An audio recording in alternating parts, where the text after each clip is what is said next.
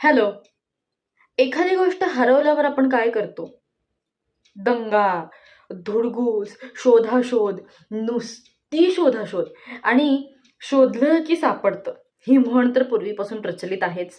पण माझ्या घरी सध्या किंवा या आधीपासून परिस्थिती फार वेगळी आहे बरं का.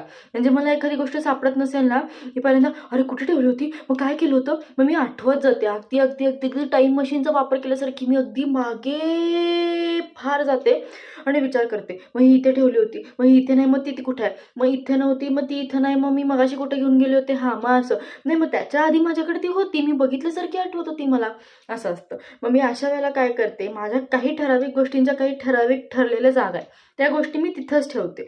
कारण रोज सकाळी मला आवरताना एखादी गोष्ट गडबडीच्या वेळी मिळाली नाही की मग माझी चिडचिड व्हायला लागते. अरे माझी पावडर कुठे गेली, माझा कंगवा कुठे गेला, माझा ड्रेस कुठे गेला, माझे एअरपॉड्स कुठे गेले, माझा फोन कुठे गेला, माझा चार्जर कुठे आहे, माझं घड्याळ कुठे आहे, माझं सनस्क्रीन कुठे आहे, जे काही असेल ते. त्यामुळे मी सध्या एक अशी टोपली करून ठेवली. त्या टोपलीत मी सगळ्या वस्तू कोंबते. पण ज्या वेळेला माझ्या कपाटात कपडे मिळत नाहीत त्यावेळेला काय होतं, नाही नाही एक मिनिट, कपाटात हे कपडे मिळत नाहीत असा प्रश्न तुम्हाला अर्थात पडणं साहजिक आहे. आणि का मिळत नाहीत असाही प्रश्न पडणं साहजिक आहे. कारण प्रत्येकाच्या कपाटात नीट घड्या करून व्यवस्थित पाईल्ड अप करून कपडे ठेवलेले असतात. त्याच्या उलट माझ्या घरात, माझ्या रूममध्ये, माझ्या कपाटात हे असे कपडे ह्याचे असा बोळा करून फेकायचे. दुसऱ्या कोणी ते कपाट उघडलं की ते पचकन अंगावर पडतात. माझ्याही पडतात दुसऱ्या कोणीपेक्षा, पण त्याची सवय मला आहे त्यामुळे मला काही वाटत नाही. आईनी, बाबांनी किंवा दुसरं कोणीही, अगदी घरातल्या जवळच्यांनी जे माझं कपाट उघडू शकतात, जास्ती करून आई, बाबा पण नाही माझ्या कपाटाला हात लावायला जात, आईच कधी कधी उघडायला जाते. त्यावेळी ते पडलं की असं अरे बापरे काय आहे असं तिला होतं. आणि ते होतं कारण माझं कपाट तसंच तसं आहे. आणि ॲक्च्युली एक सिक्रेट सांगू, तशाच कपाटात तसेच कोंबून ठेवलेले कपडेच मला मिळतात. कधी कधी काही काही वेळेला काही गोष्टी मिळत नाही, मग सगळे कपडे खाली काढायचे, त्यातनं कपडे शोधायचे, ते असे कॉटवर मागे टाकायचे आणि ते राहिलेल्या कपड्यांचा गठ्ठा असा आत कोंबायचा. ते कोंबेपर्यंत माझ्या अशा घामाच्या धारा निघालेल्या असतात.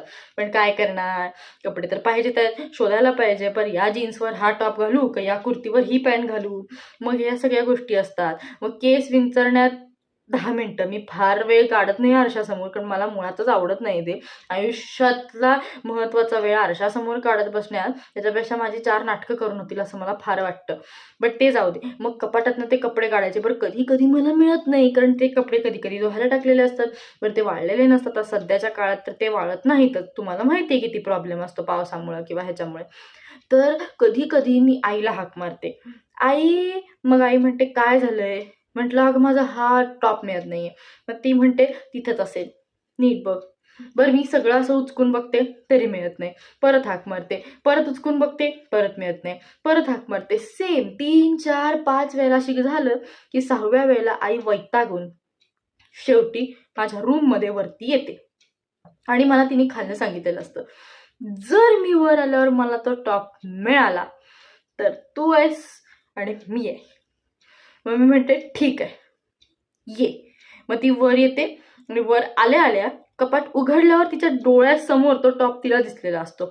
मग माझं असं होतं की अरे छा, माझं लक्षच नव्हतं. मग त्याच्यावरून आमच्या घरात काय होतं, तो फोन जरा बाजूला ठेव, दिवसभर त्या फोनवर असतेस. आमच्या घरात ना जगात काहीही घडलं म्हणजे माझ्या पोटात दुखायला लागलं, मला कधी ताप आला, मला कधी कंटाळा आला, मला कधी कपडे मिळाले नाहीत, मला कधी काही झालं, अगदी साधी हात दुखायला लागला, पाठ दुखायला लागली, मान दुखायला लागली, तरी तो फोन बाजूला ठेव जरा. त्या फोनमुळे होतंय सगळं. आता कपडे न मिळण्याचा आणि फोनचा काही संबंध आहे का असं मी आईला विचारलं, की आई म्हणते तुम्ही ते टकटक टकटक टकटक चॅटिंग करत असता, तर ते यूट्यूबला काहीतरी बघत असता किंवा काहीतरी फिल्म चाललेली असते, त्या ह्याच्यात तुम्हाला समोर असलेले कपडे दिसत नाही, मग तुम्ही माझ्या नावाने उद्धार करता. 6 7 वेळा हाक मारल्यानंतर मी वर येते आणि तो मला लगेच मिळतो, कारण तुम्हाला नीट बघायचं नसतं, सगळं डोकं त्या फोनमध्ये असतं. असं सगळं ऐकून घ्यायला लागतं. हे शक्यतो मी टाळायचा प्रयत्न करते, पण मला कधी कधी खरंच सांगते, शपथ सांगते, कधी कधी नाही मिळत कपडे. पण तरीसुद्धा त्याच कोंबलेल्या कपड्यात मला माझे कपडे ठेवायला आवडतात. कारण इस्त्री केलेले कपडे असे हळूच काढले की मग असं वाटतं की अरे वरच्या कपड्यांची इस्त्री मोडली, तर ते परत ठेवा. मग का मोडली, मग जीवावर येतं. एवढे चांगले कडक इस्त्री केलेले कपडे असे खराब होत आहेत बघू. मग त्यापेक्षा असे घ्यायचे, बोळा करून कोंबायचे. कुठं कुणाला एवढा आल्यानंतर घड्या घाला आणि हे करा, कंटाळा आलेला असतो. एक तर दिवसभर काम दमून सगळं थकलेलं असतं. त्या ह्याच्यात असे कोंबायचे आणि टाकायचे कपाटात. मस्त मज्जा येते. त्या कपड्याचं तोंड खुपसून बसायचं. एनिवेज, जाऊ दे.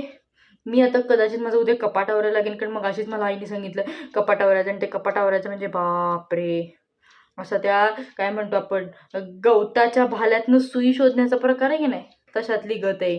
असे सगळे गवत आहेत आणि त्यातनं एक एक कपडे वेचायचे आणि घडी घालायचे. बरं ते एवढं मोठं कपाट हे जे माग आहे ते पण पुरत नाही मला.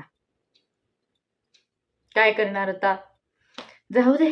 पण ही मजा मला फार आवडते.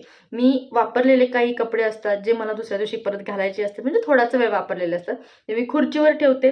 कारण घरात एक अशी खुर्ची असतेच की ज्या खुर्चीवर आपलं सगळं सामान पडलेलं असतं, जगातलं सगळं सामान त्या खुर्चीवर पडलेलं असतं. पण ती खुर्ची काही बोलत नाही, तरीसुद्धा आपण ते डम्पिंग स्टेशनसारखं तिथे टाकतो. म्हणजे मी तरी टाकते. I don't know about you all. So बघ, त्यामुळे मला उद्या कपाटावरावं लागणार आहे. माझा उद्या अक्षरशः घाम निघणार आहे. बघू काय काय होतंय. गवताच्या भाल्यातनं सुई शोधायची आहे, किंवा या अख्ख्या जगात मला पेरू सारखा छोटासा देश शोधायचा आहे, अशातली गत आहे. असू दे, उद्या त्या कपड्याच्या ढिगाऱ्यात माझा जीव गुदमरला नाही म्हणजे मिळवलं. काय करणार. नाही, काही कपडे मी खरंच अगदी गरजू व्यक्तींना देऊन टाकणार आहे.